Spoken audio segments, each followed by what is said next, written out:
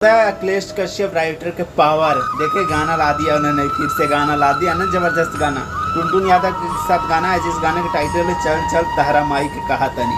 और ये गाना असल में खेसारी लाल ही का था, लेकिन चोरी किए थे पवन सिंह। लेकिन टुनटुन यादव पवन सिंह चोरी तो किए थे, लेकिन हमारा राइटर कहाँ मानने वाले थे, गाना ला दिए। बवाल लेवल के गाना है यार, मैंने सुना, क्या मज़ेदार गाना है। आप फटेंगे विरोधियों के फटकर तट होगा।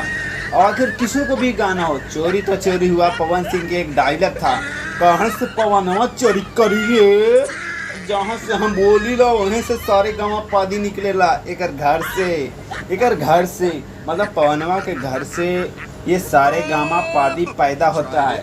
मतलब जब से कोई पैदा भी नहीं लिए थे, पवन सिंह शायद से पैदा भी नहीं हुए थे, तब से इनसे घर से यही सब कुड़ाता है, निकलता है। तो ज़्यादा कुछ नहीं बोलता हूँ। टुनटुन यादव का गाना आ चुका है अखिलेश कश्यप के चैनल पे। हम पूर्णा फिल्म में प्यार आशीर्वाद दीजिए। Okay bye, love you. मिलता हूँ नेक्स्ट अपडेट के साथ। Okay bye.